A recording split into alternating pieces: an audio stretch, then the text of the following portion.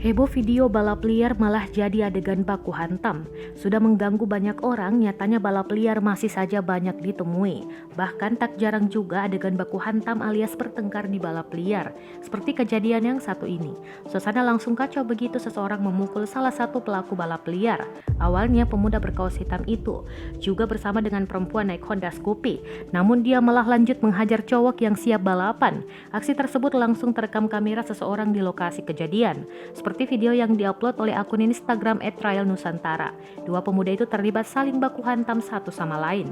Beruntung anak muda yang berada di situ mencoba melerainya, termasuk beberapa pemotor Honda.